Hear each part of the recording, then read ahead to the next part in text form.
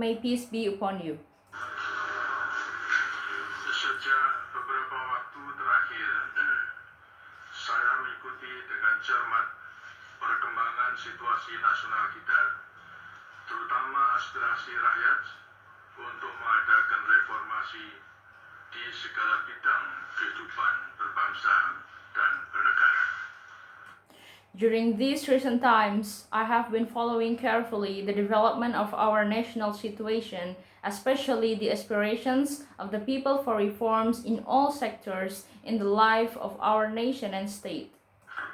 Atas dasar pemahaman saya yang mendalam terhadap aspirasi tersebut dan terdorong oleh keyakinan bahwa reformasi tersebut perlu dilaksanakan secara tertib, damai dan konstitusional demi terpeliharanya persatuan dan kesatuan bangsa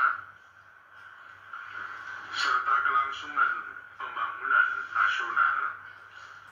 Based on my deep understanding of these aspirations and prompted by the conviction that these reforms need to be implemented in an orderly, peaceful, and constitutional manner, for the sake of maintaining the unity and cohesion of the nation and the continuity of the national development, Saya telah menyatakan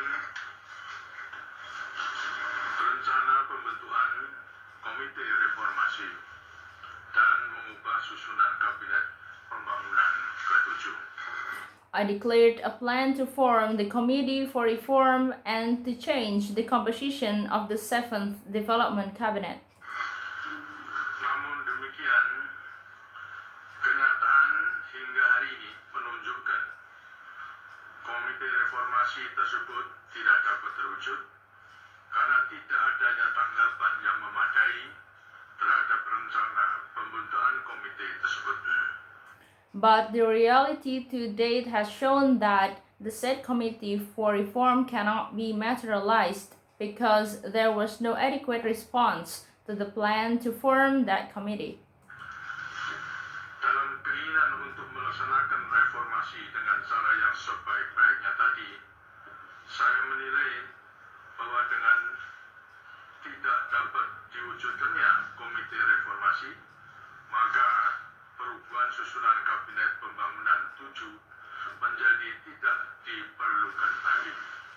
In the ways of implementing these reforms in the best manner possible, I deem that faced with the impossibility of forming the committee, changes in the composition of the 7th Development Cabinet are no longer necessary.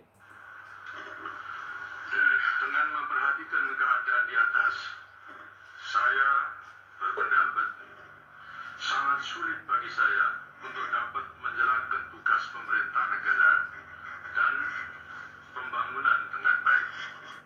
Considering the above development, I am of the opinion that it would be very difficult for me to implement in a good manner duties in governing the state and in development.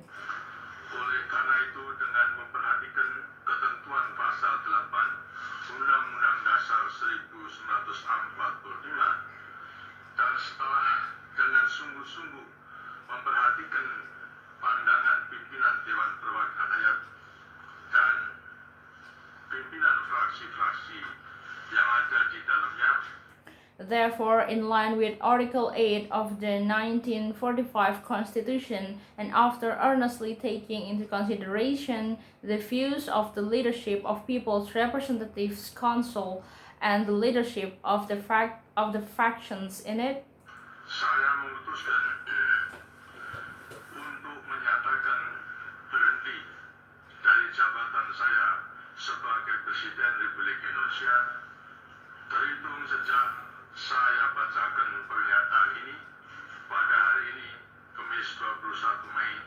1998. I have decided to declare that I have ceased to be the President of the Republic of Indonesia as of the time I read this on this day, Thursday, May 21st, 1998.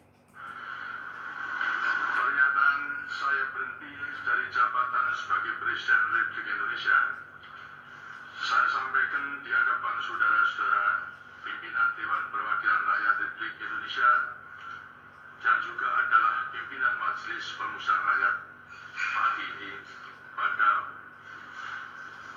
kesempatan silaturahmi. I have conveyed this statement about me stepping down from the post of President of the Republic of Indonesia to you, leaders of the People's Representatives Council, who are also the leaders of the People's Consultative Assembly, during the opportunity for a meeting. Sesuai dengan pasal 8 Undang-Undang Dasar 45, maka Wakil Presiden Republik Indonesia Profesor Dr. Insinyur B.J. Habibie yang akan melanjutkan sisa waktu jabatan Presiden Mandataris MPR 1998-2003. In line with Article 8 of the 1945 Constitution, the Vice President of the Republic of Indonesia, Professor Dr. Engineer B.J. Habibie, is the one who will conclude the remainder of the presidential term, holder of the mandate of the MPR for 1998-2003. Atas bantuan dan dukungan rakyat selama saya memimpin negara dan bangsa Indonesia ini, saya ucapkan terima kasih dan minta maaf bila ada kesalahan dan kekurangan. For the assistance and support of the people while I led the nation and state of Indonesia, I express my thanks and I seek forgiveness if there was any mistakes and shortcomings. Kekurangannya, semoga bangsa Indonesia tetap jaya dengan Pancasila dan Undang Dasar 45-nya. May the Indonesian nation remain victorious with Pancasila and the 1945 Constitution.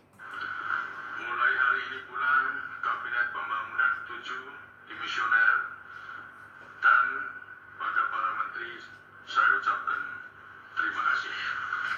As of this day, to the 7th Development Cabinet is on outgoing, and to the ministers I express my thanks.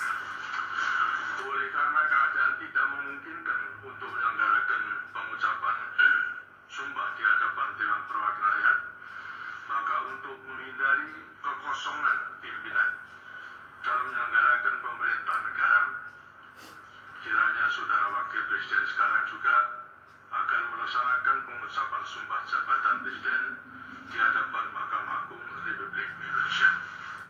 Because conditions do not allow the taking of oath in front of the People's Representative Council to prevent a vacuum of leadership in implementing the governing of the state, the Vice President should now take his oath before the Supreme Court of the Republic of Indonesia.